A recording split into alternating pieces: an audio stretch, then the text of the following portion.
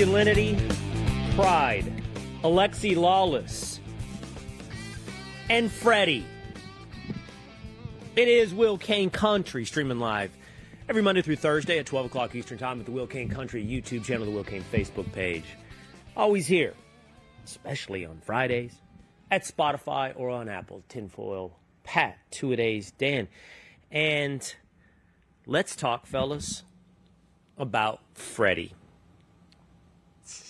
All week, there have been videos littering social media and everybody's algorithm, and it has been a true, absolute joy for me. It is one of my favorite things of the past week, to see foreigners, to see Brits, to see Japanese, to see Dutch appreciating America. It has been awesome. I actually like it even more than what's going on the pitch or on the field, which I enjoy as well. Watched Mexico last night beat South Korea in Guadalajara. But this mirror that foreigners are holding up to our country is my favorite part, because I think America's been so down on itself, obviously and primarily from the left, but also even within the right, that it's just such a good reminder of who we are, what we have, and the way we live in America. And my favorite of them all is Freddie. Are you guys keeping up with the travels of Freddie? No, I haven't. Seen a few things. Freddie can get bent because I reached out to him to bring him on the show, and he never got back to me. So I don't really care what Freddie does from now on. Bro, you hate this whole thing. I No. will say, I'm with Will, okay? But Freddie, he's a no-go in my book, all right? Get bent, Freddie. I will say, Patrick, I haven't seen any media appearances by Freddie. He's not big leaguing you. He's doing no media. And I will also say that Freddie seems to be very busy. I would imagine that his DMs are absolutely chock full. Now, he is checking those DMs, and we'll talk about it in just a moment, because there's some very cool opportunities coming the way of Freddie, and he's clearly accepting some of those opportunities, just not the one from Will Cain Country and Tinfoil Pat. But I don't like to live the world angry. I do. Don't get me wrong.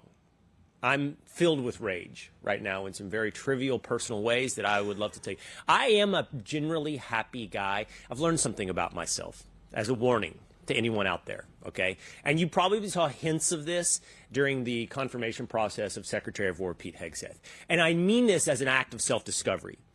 You never stop learning about yourself. If you had asked me at 30, would you say one of the major words to describe you is loyalty? I would have said no. That is not to say I'm not loyal. That is just not to say I would have thought it was one of my primary characteristics. It's just not something that I would have said defines Will Cain. But as I've aged and really honestly discovered myself, and when I'm emotionally motivated, I think that I have learned I am incredibly loyal. Like, if you're in my tent, I will fight all the way to the enemy's trench. I will go all the way, and I will get you across the border to Mexico. I know this about myself, but that loyalty comes with another thing, and that is, if you cross me, I'm done with you. And the best version of that for me, and you two have seen this play out behind the scenes, is I will not do you a favor. I will not. I might not let it weigh on my heart. I try not to be consumed with anger, but you do no longer get goodwill from me. And I'm not saying that's admirable. I'm not saying that's right. I'm just saying it's how I feel, and it's perhaps me giving in to my worst angel. And you two could probably name some names. People who are no longer on this program for various things that they have done or said, and that's the way it's going to be. But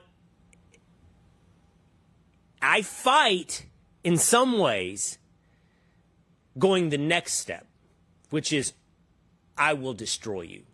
Not only will I not do something good for you, but I will use I think the not meager powers that I have to ensure that you will never be met with success in life. Damn, that's and scary. I have not given in to that. That just I have scared me. not given in to that, Angel. Wait. I can That guess devil. this person, like this next person. No, right? you not. can't. No, I'm No? not. We're not doing names, and I don't even know how we got on this tangent. But I'm just telling you Freddie. that I've, in an active process of self-discovery, I know this, and yeah, It's your competitiveness. No. This one is no, very. it's open. not. No, that's not it. That's not it. Okay. I am a competitive person. That's not it. Okay. I am a competitive person.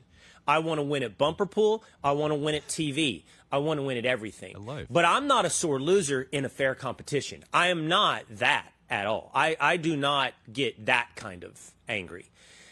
I'm more talking about behavior or values on a personal level that I consider wrong, then, or you have wronged me, but more importantly, this is more importantly more accurate. If you have wronged someone that I love, good luck. Ooh, yeah, you're done. Good luck. I feel that. And so, I get that. more so than about me. Oh, yeah. Like, Totally. if you wrong me, I'm actually more forgiving. Sure. But if you wrong someone I love, good luck. You're done. Go for it. I'm not the worst li- enemy, I have a list for you, Will, but of my enemies. there are better enemies. Yeah. Since you love me. You can just Damn, what a way to start Friday. I'm fired up. I know. I know. I don't even know how we got here. Freddie, I don't he know hates what Freddie. happened. But I think I was making the point that I am not someone who is consumed with rage, and I'm not going to let Freddie. I'm not going to develop a malcontent's view of the world when it comes to Freddie because he hasn't returned a DM to Tinfoil Pat. And what's going on right now with Freddie in America is awesome. Now, I'm not going to belabor the foreigner holding up a mirror for America. I just want to, for a moment, all of us together, envision the life of Freddie. So Freddie is a German tourist that apparently began his World Cup road trip somewhere on the eastern seaboard. I don't know that he began in New York, but he began somewhere in the east, and he drove through the south. And he began posting. It's 3 guys, and we don't even know that one of them is actually Freddie. It could be a joint persona that the 3 of them are posting under. And they made their way and stopped at Buc-ee's, and they stopped at Cain's, and they stopped in Baton Rouge and went to LSU. They've just been on a Tocquevillian discovery of America. It is literally the modern day Alexis de Tocqueville. Alexis de Tocqueville, the famous Frenchman who did his road trip in the early days of this country, and discovered America and was totally blown away by its people, by America. That's Freddie in 2026. He goes to Houston, and the doors are open for him to come in and see NASA. And somewhere in the road trip, Freddie posts Ella Langley choosing Texas. Saw that. And they're like, we have discovered Ella Langley. Well, last night, the 3 Freddies drove from Houston to Oklahoma City as they were invited to an Ella Langley concert by Ella Langley. They posted their arrival in Oklahoma City. They walk into their hotel room, and in their hotel room, there is 3 pairs of full quill ostrich boots made by Tacova. There's Western shirts. There's hats. I believe there's tequila. The swag is insane. In Houston, J.J. Watt did the same thing, put them up in this amazing hotel, apparently the nicest hotel in Houston, and covered them up in swag like J.J. Watt, Houston's Texans jerseys. I mean, they're going to have to file a tax return for as much swag as they've gotten in America. And now it appears, and Patrick probably knows this because a friend of the program, Nick Adams, now a cultural ambassador for the United States, has, I think, made contact and invited the Freddies to the White House. Dang. And I think they are headed there. It's is also actually amazing. correct. And here's what I wanted to say really quickly, Patrick. Yeah. This is the fun part. Imagine for a moment that we go to Germany. Oh, Can you reverse this? Like, what is this experience? let's do it. Right? Yeah. What is this experience? Beer Fest? Or I can't name the German artist. I can't name the German Ella Langley. Like, we're all of a sudden, the doors of Germany opened up to us. And we are literally VIP backstaged to Germany. I want to meet Angela We Merkel. drive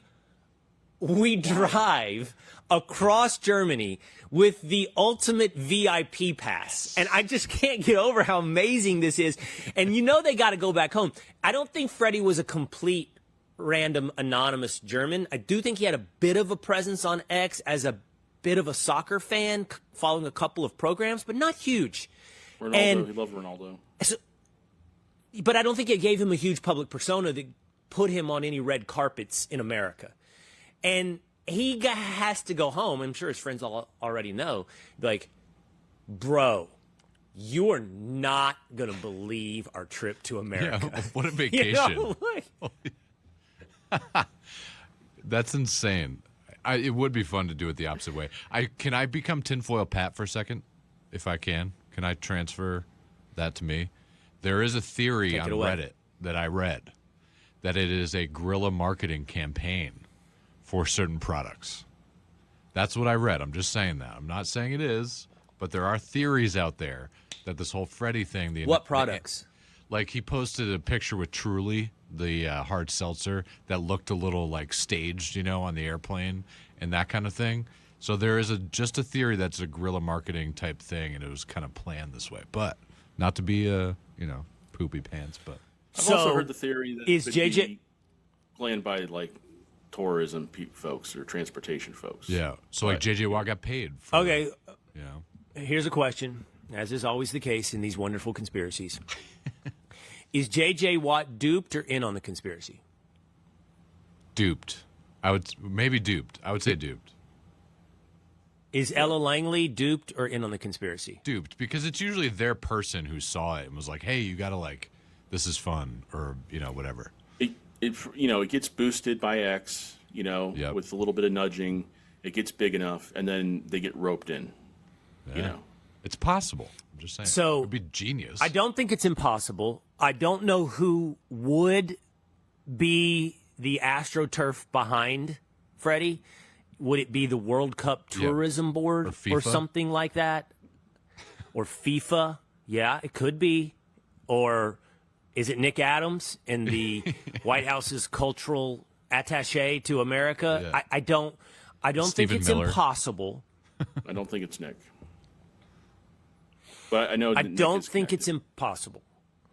But I don't think that's the case. Just look at all the I pictures really don't. again. And maybe because I choose to be, a non-cynic. I don't know. I don't think It's highly unlikely. It's highly unlikely. It would be so lovely if this was the case. It just was completely organic and natural. Yeah. Let's just say it is, okay? We'll try to be a little optimistic today on Friday.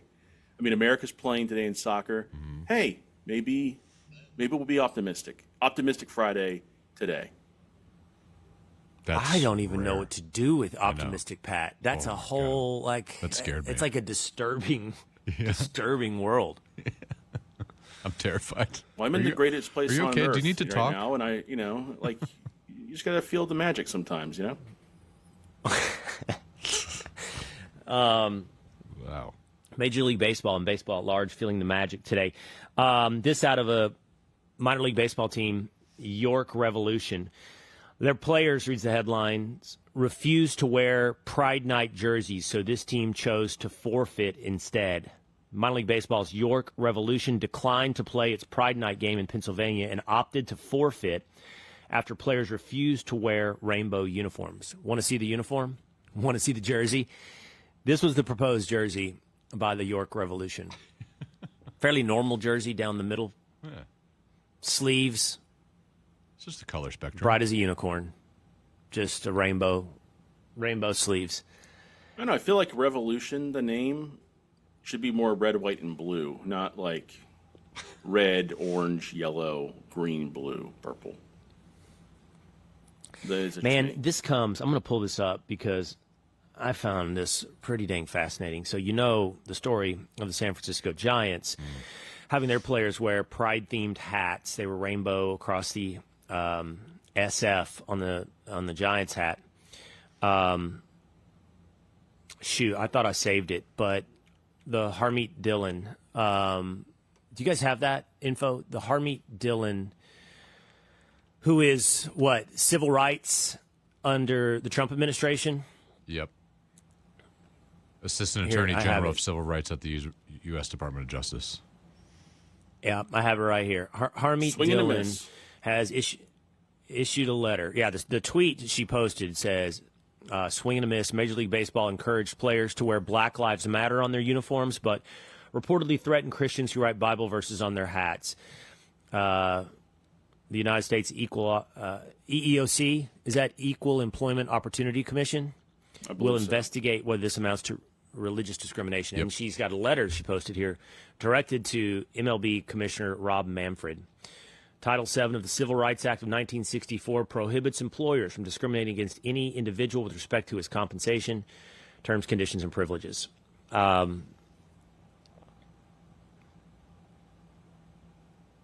Major League, I'm trying to look for the operative paragraph here. Major League Baseball has asserted that its warning to the Giants players, they issued these players that wrote the Bible verse a warning, Major League Baseball. So dumb. MLB asserts that it had absolutely nothing to do with the content of the message and that it merely is enforcing a policy that prohibits writing on uniforms. Yet, Major League Baseball has allowed players to wear uniform patches reading Black Lives Matter. The double standard under which players may not inscribe Bible verses on hats for one game only, but may wear Black Lives Matter patches for one game only, calls Major League Baseball's true motives into question and raises serious concerns about Major League Baseball's compliance with Title VII. Man, Major League Baseball, I think it was Clay Travis tweeted this. I think they really stepped in it with this one. Oh, yeah. I think this is not 2020 anymore. And, you know, I totally understand, like, a policy in professional sports. They all have them, every single league, that you can't alter your uniform, you know. Like a policy that you can't write things on your hat. I understand that policy. But when it's not being balanced, sorry? They do it when players die. Like a player dies, they write stuff on their hats. They do it all the time. Do they write it, or is it like usually an official patch they get on for one game? Either way, sometimes they do both, but sometimes like a player will just write his own, or like a friend passes away. I've seen it all the time. It's very common. Okay. Yeah. There's a little marker. Okay. Okay. So let's accept that. All right. If it is simply you can't alter your uniform, like NFL has those rules all over the map, right? Not anymore. They're super strict. No. Are they not super strict on that anymore? No. Really? If you look at the socks and everything, they've gotten away. Listen, custom shoes. This is why I've been running for sports uniforms for the last 2 years, because we need to get more strict on sports uniforms. Football has fallen. Baseball has been down for 25 years now. So, I mean, players are using like neon green and yellow when their colors are much different. It's absurd, some of the things that are going on. Okay. Well, there was a time when football was super strict about this. Agreed. And if you were like that, and which you want, Patrick, clearly, if you had that policy and you enforced it uniformly, it is what it is. Doesn't matter if it's a Bible verse, a political statement, whatever. Would you agree with that, Patrick? Like, you can't write a Bible verse on your hat if the policy is you can't alter your uniform. I mean, that's pretty easy, right, to apply. The problem is, first, that if Dan is right, they don't actually enforce that. They don't enforce it consistently or rigorously. So now selective enforcement is super interesting when you apply this selective enforcement to a Bible verse. But there's a secondary thing that I have a real issue with. So it's the forced nature of Pride Night. That is the original sin that causes this, right? And then, if we're being honest, the players are writing the Bible verse as a response to being forced to co-sign to Pride Night. If we're being honest, that's what they're doing. And if a player says, if a player gets coy about it and is like, no, I'm not, BS. You are doing it. And the left, this is where the rub is. This is the rub, okay? That the left looks at that and goes, you're doing that as a rebuttal to pride. You're doing it as a response to pride. And then they get mad, right? My suspicion is, if it weren't pride, if it were a random game in September, and you wrote a Bible verse on your hat, the left wouldn't have a whole lot to say about it, right? Nope. They wouldn't have a whole lot to say about it. They only have something to say about it on pride, okay? So, from the player's perspective, you're forcing me to adopt your message, league-wide or team-wide. It's mostly team-wide because there's only one team that doesn't do it, the Texas Rangers, right? Every other team does it. Yep. So you're forcing me as a player to accept this message. And in response, I'm going to offer this message. Now, that's not, and I do think the players are sincere. It's not a message of hate. It's not a message of exclusion. It's not anything. It is simply a message. And by the way, this is a deeper philosophical conversation we've had a long time. Ultimately, when you get to a lot of this stuff, it is that homosexuality is not endorsed by most major world religions, but notably in this case, Christianity. It is just not. So now you're forcing these Christians to accept and promote a message that they do not agree with. Now, that agreement, this is where the conversation goes haywire, from the left's perspective, is hate. That disagreement is hate. And that's not true. I don't think these guys hate anyone that's gay. I don't think that they hate. I think that, in fact, as we've talked about, judgment, in this case religious judgment, which would be God's judgment, is an act of love. It is not an act of love to tolerate something that you feel is wrong. You don't tolerate your kids doing something they think is wrong. If your kid's taking drugs, it's not love to go, man, I support you. I celebrate you. And so, no, hold on, Dan. If Christianity, I mean, you say it's a little different. I mean, one could argue drugs only harms one person. And if Christianity believes that homosexuality is a sin, and then doesn't harm therefore you, it's wrong. What? It doesn't harm anybody else. But neither does the drugs. But in this scenario, neither does the drugs. It's a You're worried about a gay person going who's, as much as you're worried about it, you are not endorsing something that you think is wrong. And I get that. That's the issue here. Okay, the real issue isn't, well, maybe it is. What is Christianity's view of homosexuality? I mean, if you want to get there, but that's way beyond me. That's way beyond you. That's way beyond the players. That's like, I guess in the end, that is the crux of the debate that nobody really is willing to wade into. And the LGBT agenda in that case is to change Christianity or reject Christianity. There are certainly denominations and churches that are more celebratory or tolerant or whatever. But on the majority, on the whole, it's not. Neither is Islam. You know? And so what I'm getting at is, if you force players to endorse one message, I don't know that you can then tell them they can't offer a separate message. I mean, I know that those supporters of Pride say it's just about tolerance. It's just about, but it's not really just about tolerance. It's about celebration. It's about and it's about accepting endorsement people. At some point. Right. But it's a quasi-religious thing, though.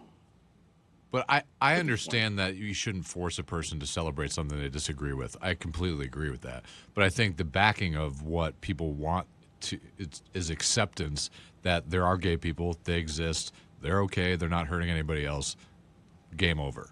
But there are people who completely disagree of their entire lifestyle and who they are as a person, and that they shouldn't exist that way. That's the problem.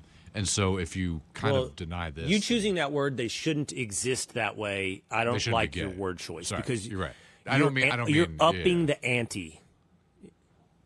I just mean like that, go ahead.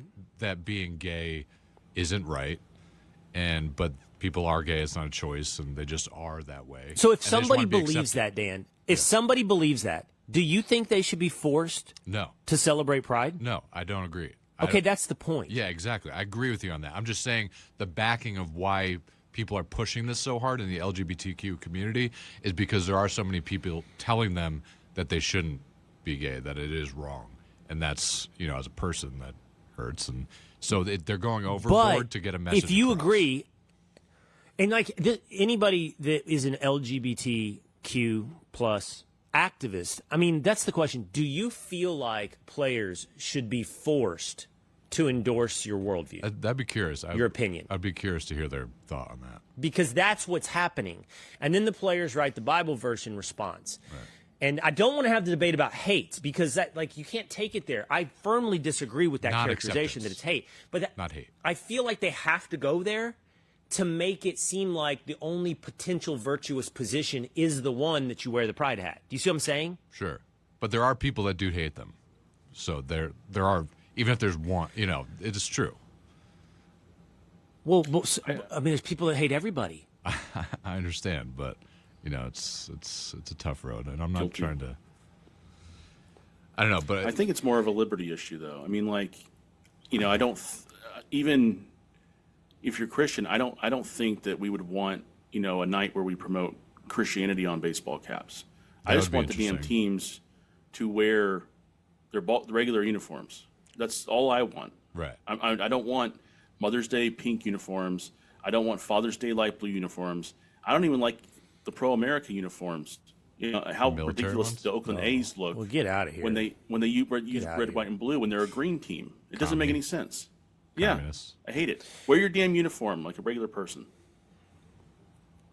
I just think we have to also understand that, and this is when Patrick called it quasi-religious. We've moved beyond the concept of coexistence. We've moved beyond the concept of tolerance. We're firmly in the realm of celebration and endorsement. Yeah. You're forcing them to endorse something. This tweet. I don't know who this person is, but I just saw it and I thought it's so weird to be trying to force people to celebrate other people's sexual lusts. Now, you may think that last two words is a diminishment of it, but to celebrate people's sexual preference, you force them to celebrate that. That's really weird.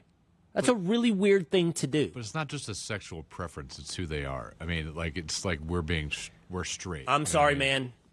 No, I'm sorry. That's entirely too deep. And at this point in 2026, that sounds like an opinion from 2008. You can't do that. And I do think that this side of the equation tries to do that. They try at times to fall back on the talking point from 2008 or even 2001. You're straight, you're gay. So it's an identity. It's part of who you are and you didn't have a choice about it. Do you see what I mean? And therefore, you can't reject somebody for immutable characteristics. But we're in 2026. That doesn't work anymore because the line now is you do choose. You can choose anything you want. You can be anything you want. And if you tell me, no, that's not accurate, Will, my question for you is, this whole spectrum of things, of identity, if it's fluid, it's a choice. Yeah. How's a different story? Oh, I agree. Because I moved into gender versus sexuality? No, I just agree with you on everything. I was just talking about actual homosexuality and just how we think of it. But yeah, gender fluidity is wild. Dan, I'm saying they might have written a Time magazine. I think there was a Time magazine article. I can't remember what year we would have been in, 2003, that said looking for the gay gene. Literally, sure, they were, I think scientists were looking for it, right? Yeah. Because it begins from the premise of the fact that it's an immutable characteristic that you're born that way, and therefore, let's see if we can code it in the DNA strands and see where it is, right? Yeah. And of course, that never went anywhere. But now the narrative, the agenda, the conversation is well beyond that, right? It's well beyond that. Where you're arguing that you could be different things at different times, both gender and sexuality. I'm not. And if that's the case, no, but people do. Sure. That's the era we live in. We don't live in the era of you are or you aren't. Right. We don't live in that era anymore. But there are people who are gay who now do we're in an still, era and don't like this new era. I don't know, man. I know a lot of them.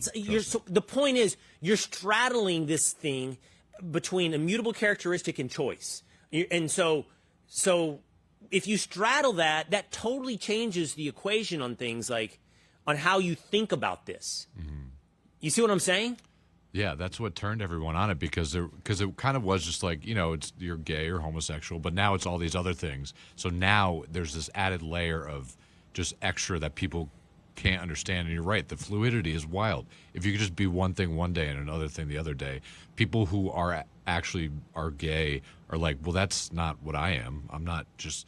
Well, and the point is, you're celebrating my choices. So when this guy says you're forcing other people to celebrate your sexual lusts, you're celebrating what I want to do. Sure. You're celebrating me. Yeah.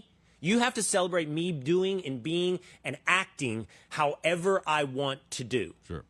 That's the message now. I don't agree with it either. That's all the lines on the flag that they're wearing on the San Francisco Giants logo. I think it's just a huge overcorrection, and they're pretty wrong for it. It's tough. Speaking of this, I think this is a good transition. We've been sitting on this week. Elliot Page, formerly Ellen Page, was I don't know what she was on, Patrick. I don't know what show this is. I don't either. It's Elliot Page talking about. Remember now, it's Ellen Page, originally from Juno. Mm-hmm. That's the main thing I remember her from. Yep. Juno. Yep. Inception. Right. Yeah, that was her big break. Inception. She was Well, in. what was the other one? Inception. Inception. Yep. Oh, I don't remember. She was in Ariadne. Inception. She was the one. She was like one of the main characters, or he. I don't know. I haven't rewatched that movie much. Dude, I I remember rewatch is it like Leonardo every 6 DiCaprio. months. It's so good. Huh. Well, now Elliot Page transitioned, said this about masculinity. Healthy masculinity to me is, or even just something I've felt as transitioning is like leaning away from whenever there is some sort of impulse or expectation you've put on yourself to like shut down or conform in a way that usually feels like this, like I am closing off. I remember kind of being like, oh, Elliot, maybe you should, talk with your hands a little less, or maybe in pictures, because ever since transitioning, now I'm like Johnny. I am smiling. I am smiling in those photos. Whereas I used to be I could barely look at a photo of myself. I was always like, and now. All right. Well, I kind of don't get it. So, all right. So you first adopted. Help me understand it. You first adopted what you thought were stereotypical traits of masculinity, which was being closed off and not smiling and more stoic. And now you're growing into a more feminized, authentic version of masculinity, comfortable with themselves. Is that, which is more feminine? Yeah. I'm not saying that all men are stoic and non-smiling. Talking with her hands and all that. Like Italian. Help me understand, Patrick.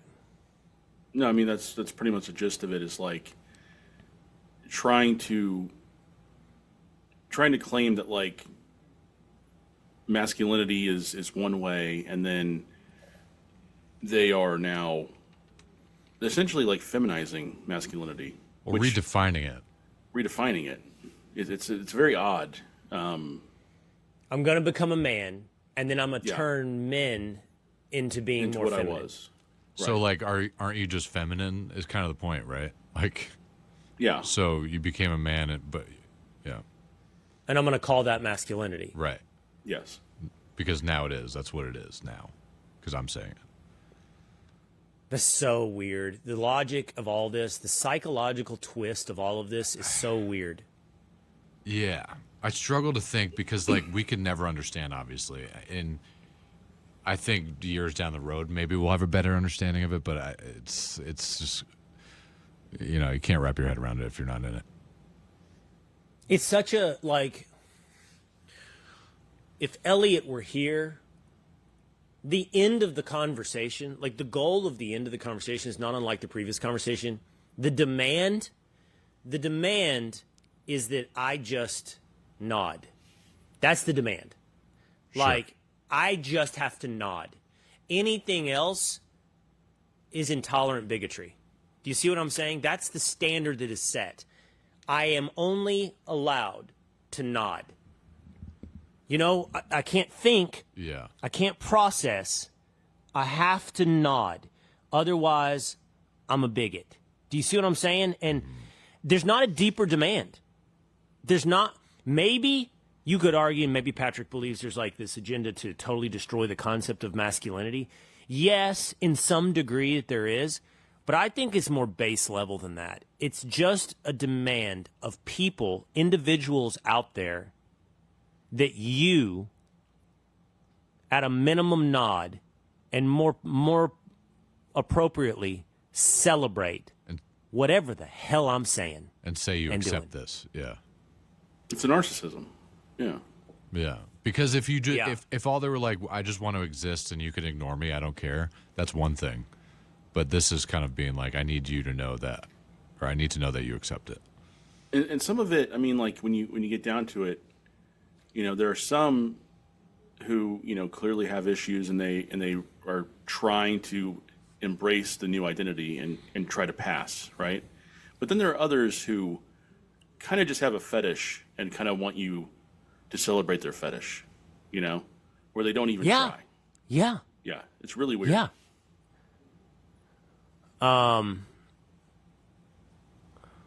Yeah. I got a couple other things I want to hit with you. But first, and from Chevron, since 1879, their people have been more than a source of energy. They've been a source of progress, helping deliver record U.S. energy production and fueling the breakthroughs that move America forward. Learn more at chevron.com/250. Okay, I got some heavy things I want to hit with you. Another couple heavy things. That was heavy. I want to lighten it up for a minute. I'm not afraid to do it this way. Our boy, my boy, Alexi Lalas, okay? I like Alexi. I'm here to tell America, I like Alexi. Great guy. Okay? He's getting heat. He's getting a lot of heat. So the Fox studio show for the World Cup is Rebecca Lowe as your host. I'll tell everybody because I don't presume everybody knows who these guys are as we go. Thierry Henry, Zlatan Ibrahimovic, and Alexi Lalas as your analysts. Okay, those are three. Now, here's the way this works. Thierry Henry is probably in the top 10 to 15 players of all time. He's great. He's French, and he's a really good analyst. I actually really like Thierry, and he makes funny faces. He's super serious. The CBS, I'm going to throw flowers where it's deserved. The CBS Champions League studio show, which is Thierry Henry, Jamie Carragher, and Micah. What's Micah's last name? Micah. Dang it. And he's kind of the star, Micah. Richards? Micah Richards with the host, Kate Scott. It's the second best studio show. Actually, I might put it number one over Inside the NBA. Really? With Barkley, Shaq, Ernie, and Kenny. Yeah, dude, it's hard. So good, They're man. so good. Inside the NBA is amazing. It's so good.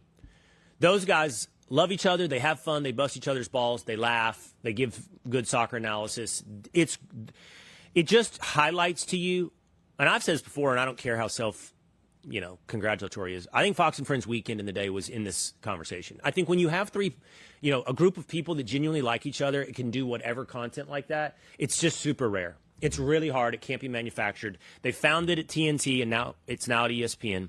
They found it at CBS around their Champions League coverage. Well, the studio show is as I just described for Fox for the World Cup. And so the first thing people notice, there's a couple of superficial things that stick out immediately when you watch it. Zlatan is not great at English. He's only okay at English. So and is that's Thierry. What? So is Henry. No, Henry speaks good English. He just has a French accent that makes it hard. It's hard to understand. It's rough, though. Frenchman speaking English is one of the harder accents to hear. Do you know what I'm saying? That's true. But he speaks English well. But Zlatan, he's just such a... I love him. Just such a Darth Vader-ish figure. He speaks in like very stilted, short sentences. We've talked about how cocky he is and all that. But Zlatan is also one of the greatest players of all time. So you've got two guys who are the greatest players of all time. And then you have Alexi. Now look, Alexi played in a World Cup, is a great American player. He's not on their level. He's not, okay? And he would say the same. He would say that. So for a lot of viewers, they're watching this, And they're seeing this, like, disconnect. Like, you know, I mean, but the truth is, Kenny Smith isn't on the level of Shaq and Charles Barkley either, you know? Kenny Smith was really good, but he's not Shaq and Barkley. So, but Alexi also has really strong opinions, and he speaks really declaratively. And it's just, for a lot of people watching, is a bit of a record scratch. And there's a lot going around about how much Zlatan and maybe even Henry hate Alexi. Now, I'm not sure it's true. I think a lot of people are clipping and cutting and this kind of thing. Dan, do you think it's true? I mean, I don't know that it... There's one clip, I was just trying to find it, sorry, where Zlatan was kind of saying, you know, talking about egos and confidence and false confidence. And you could see Thierry Henry's face, like, just kind of look down and be like, pfft. And he's clearly talking about Alexi. But that wasn't a shot. That wasn't shot about Alexi. That was a shot at Landon Donovan. Yeah, they were coming back from... See, this is why social media sucks. Landon Donovan had said Landon Donovan said the French team was arrogant in the first half, and that's what got them. And then they come back into studio, and Zlatan says only an idiot would call, or he said they were cocky. Only an idiot would read confidence as arrogance. It's a shot at Landon, but Alexi's sitting there, and Henry makes a funny face. But Zlatan has taken a couple of shots at Alexi. Yeah. But to be fair, Alexi kind of started it. On the first day or two, Alexi said that Erling Haaland, Norway striker, Manchester City striker, is on the path to being greater than Zlatan. To Zlatan's face. And Henry, and Zlatan, too, didn't he? He say also. Yeah, he didn't say better than Henry. Oh. No, because Zlatan and Haaland both play the same position. No one's... If you ranked people who would not take that well, Zlatan would be very, very high on people that would not take that well. And so I do think that might have set the tone of a relationship that's got to last a month, you know? Yeah. But I've done enough TV that I have to think it's all good behind the scenes. I have to believe. You think so? I have to believe it, man. I've seen very few where it's genuinely bad. You know, I don't think it's probably great for Scott Jennings at CNN behind the scenes, but I've seen very few where it's like Zlatan and Henry walk off going, "Can you believe we're here with Alexi?" There's one more thing. I like Alexi, like as a person. I think Alexi comes. He's been great on our show. I've met him in person. I really like Alexi. I like his analysis. I think people undercut him because he's American. They say he doesn't know what he's talking about, and they undercut him because he speaks declaratively. Some people call it hot takes or whatever, but he does an American style of broadcasting. He's like that. You know, I'll tell you. After the first half of the first U.S. game, he goes, "That's the best half of American soccer ever." And you know what? As it turned out, he was right. It probably is, and he said it declaratively. And if you did that show, and Alexi is as good as it gets, what are you going to put? Clint Dempsey? Clint's good, too, up there. You could do that, but you better put an American. I want an American on that team. That's an American broadcast. Though, people don't like. That's it, too, Dan. Yeah. And by the way, I don't think he's super conservative. He's just a little conservative. He likes Trump. He's posted about Trump. The brunch crew does not like him because of that reason. That's exactly what's going on, Dan. He's American, he does some hot takes, and he's conservative. And so they've decided they hate Alexi Lalas. That's what it is. And he doesn't know anything about soccer because of that, also, is what they say. You know what I mean? Like, correct, that's what they package. say. Yeah, exactly. But he does, and he's great. Yeah. But they just hate it. It's like the TDS. It's the same thing. But I got to ask you, though, you know, you've seen where, like, Henry and Zlatan were messing around with a soccer ball with each other, like, in one of those break-type situations, but Alexi's not there. Yeah, Alexi wasn't in it. You know what I mean? Yeah, I did see that. Like, people were looking at that. You know what I actually wondered? Yeah.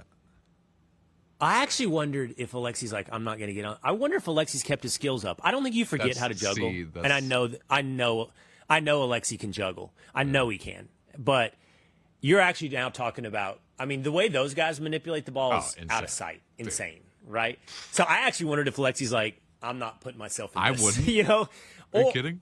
Or, to your point, maybe he's not boys with them. And they're doing that in studio. I don't know. Yeah. I don't know. I'm just here to tell you there's very few. I've been involved in studio settings at CNN, ESPN, Fox, and I've seen very few where, you know, there's true, like, I hate this guy, I don't like this guy, get him away from me. There's a little bit, but everybody's pretty cordial with each other, you know, especially when you got to do this for a month. I got to say this, though, too. When I think of American soccer growing up in the 90s, like, Alexi Lalas is the thing I think of. Because his hair. He's iconic. His goatee. Like, growing up, that's when I got into soccer and what I thought about soccer. Everyone in my town, we had like a little hippie kind of Connecticut town. Everyone had long hair. All the seniors in high school during that. You know, it was crazy. Everyone, it was Big, just. long goatees. Oh, yeah. It was so iconic. And I could literally picture him running around the field in my head. So, yeah, he's wonderful. He should bring it back. Okay, one more. It's a badass look. Yeah. Fit in. Not the long hair, but the goatee. Well, you're still doing the goatee right now as we speak. Yeah, I know. You're He's doing just the trying to goatee. bring it back. It's not working. What are you talking about? All right. I stand out everywhere. One more I go. heavy story. One more heavy story than a light story. I just saw this tweet. We've talked about it on the program, the UK gang rape story, which is getting no coverage, 0 minutes of coverage on American mainstream media. The report that came out of the inquiry this week, 250,000 young women gang raped, repeated raped by largely Pakistani Muslim gangs in the UK. It's insane. Okay, this tweet under the moniker Ricky Vaughn, I thought was really good. Nobody is being gang raped. Okay, so little girls are being gang raped, but it's not that many. Well, little girls are getting gang raped, and it's a lot, but it's not 250,000. It's only like 50,000. That's where we are with liberals. That's the tweet. And it's so true. When I saw that, and for anybody that goes on about Epstein, I want you to think about this. First, it was a complete denial that this is a real story. Then, okay, maybe it's a real story, but it's isolated. Then, okay. And by the way, Piers Morgan did this. Said 250,000 is an absurd number. If it's right by a quarter, you are talking about, I think, shut it down type stuff. If it's 500. Shut down the country. Yes. Right. Like, what are you talking about? Right. I mean, this tweet put it at 50,000, but you're at 500. 500. Are you really telling me? Yeah. You telling me that's not like a holy shit moment for your civilization? Yes. I mean, wake the hell up. And not only wake that, up. It's not just these people are doing this. Like some of these stories that have come out, it's like the police were actively stopping people from stopping it. I mean, or putting them back. Next level insanity. Putting them back in those situations. Yeah. Ugh. Because of money? Okay, let's end on a different note. Okay, I'm not prepared to do this, so this is on you guys. You're the producers. Couple of weeks ago, this came up. We were like, let's start doing a series, and it's totally divorced from stuff that we normally do here. But somehow, I don't remember which one came up, but the idea is whatever happened to this thing in American culture that was huge in one moment and now can barely be remembered. And we were talking about different things. And I'm not talking about the Macarena, okay? I'm more talking about, and we should come up with a list, and we'd love our viewers and listeners to jump into the comment section and give us a list. But Comments, again, email, age, Will Cain Show at fox.com. Whatever you want to do, guys. I'm going to give you an example. My age, here's some things that we did. I made a list after, I can tell you. There was a phase where everybody wore Coca-Cola shirts. What? Do you know what I'm talking about, the Coca-Cola shirts? No. Yes. Everyone. I think across the country. I don't think it was just Texas or small town Texas. They were rugby style. They were rugby shirts, you know, with the white panel across the midsection, and it had the Coca-Cola logo. And everybody had to have it. Had to have it. Had to have one. Z Cavarici jeans. I've heard that, but I don't know. Z Cavarici. They were jeans that, like, if you extended them all the way, They kind of did this. They had a bunch of buttons. It might come up to your navel, but then you folded it. I think you folded the denim, so then it created the line. That sounds a little normal waistline. And then they were kind of baggy, and they kind of tapered at the ankle. Z Cavaricci. I never had a pair. Yeah. Boy, I looked at the other people that had those, and I was like, they're way cooler than I am, man. You know? It even hit So Texas? there's these things like that. Oh, yeah. These things that are out there. And the one that we decided we wanted to do is whatever happened to FUBU. Whatever, which is a little after me. What years? Who's ready to do this for us? What years was Patrick FUBU the thing? So FUBU was officially launched in 1992 by Damon John, who was famous for Shark Tank. So you see him on Shark Tank, right? It was the mid 90s, and they had this national explosion because they were picked up by Macy's, and then they had LL Cool J and a Gap commercial in 1997. And so that's when it started to become like this cultural phenomenon. I think I was living in Atlanta at the time, so like everyone was wearing it. And then the NBA actually started licensing with them in the late 90s. Big with hip-hop artists in the early 90s, mid-90s. Exactly. LL Cool J. It's black culture. Yeah, it is. For Us, By Us is the name. Right. Exactly. FUBU, Right. For Us, By Us. Yeah. Yep. Yep. LL Cool J was a huge name in it. Yep. So obviously with FUBU, it's a success story. Even though it's no longer a thing of cultural relevance, Damon John must have killed it. I mean, he's on Shark Tank. Is he a billionaire? Yes. I don't know if he's a billionaire. I know he has other things he dabbles in, but the brand still exists. $350 million estimated net worth. Yeah, I didn't realize this until I was doing the research, but the brand actually still exists to this day. It does, and they're trying to push a relaunch recently. And he even identifies himself as the CEO of FUBU. Now. So it's not still. Yes, now, today. Mm-hmm. Everything 90s is coming back. It's smart.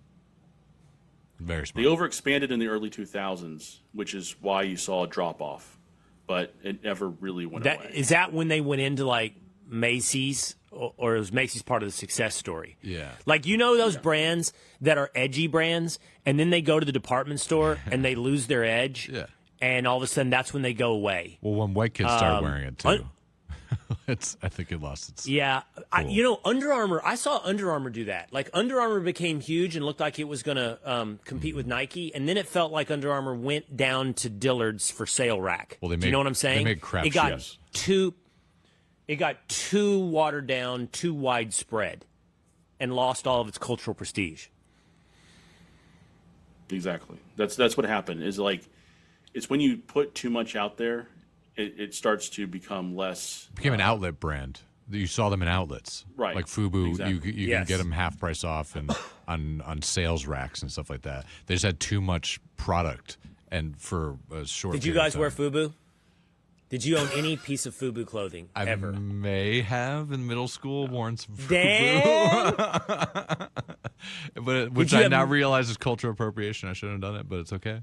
What did you have, Dan? I had a sweatshirt, like one of those like non-hooded, like baggy sweatshirts. It was light blue.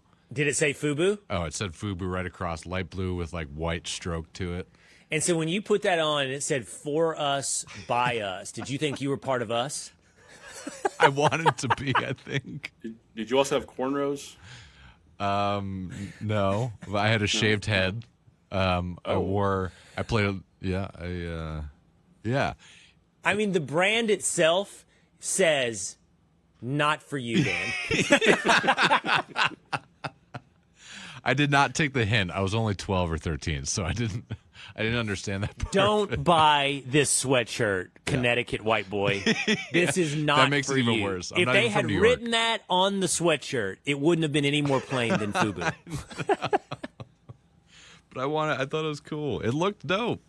With some big Janko jeans.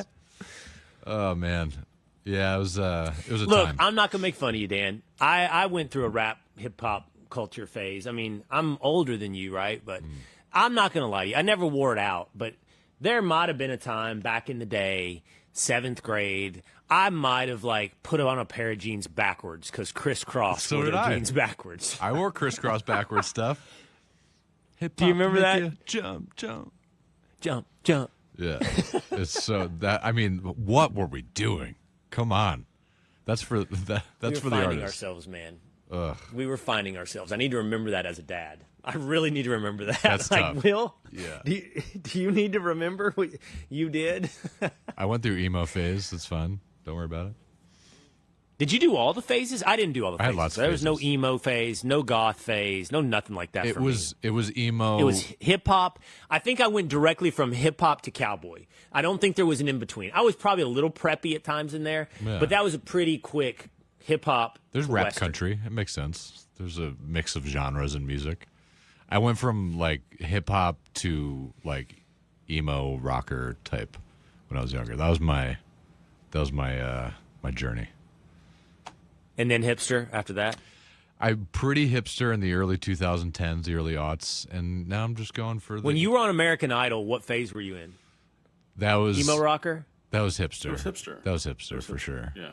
I mean, I still have the You same. tell what haircut. He didn't look hipster to me. If you look up his American Idol I had clip, to that dress doesn't up. look hipster. I dressed up for that one. That my mom told me to wear. I was going to say, you had on skinny jeans. Yeah. You had on skinny jeans, like whatever Chelsea you call boots. those kind of boots, Chelsea boots. And then you were wearing just like a button down, right? all or the something way up like to that? the top, though. Your, That's the your question. mom might have Oh, cost yeah. you, by the way. I went if all you the dressed way up like to a the top. hipster, Yeah. you might have gotten through. I should have dressed more down. I think that really Yeah. hurt me. I should have dressed like I was playing in the streets for the last 5 years. I think that You would got to have, be yourself. That's 100% right. Yeah. You looked a little too polished, Yep. a little too, like, pretty boyed. absolutely. I mean, and you sang Ed Sheeran, right? Yeah. Don't remind me, but yeah, So that's what you were doing. Like, Yeah. you needed to butch it up a little bit, man. yeah, but Yeah. yeah, we all go through The our lost phases. We learn. artist on the streets of New York is the role you needed to play. Yeah, I was not playing. I was playing the Connecticut kid at that moment. All right, that's going to do it for us today here on Will Cain Country, this Friday edition of Whatever Is on Your Mind. Thanks for hanging out with us. Make sure you follow us on Spotify or app. We'll see you live at YouTube or Facebook next Monday. See you next time.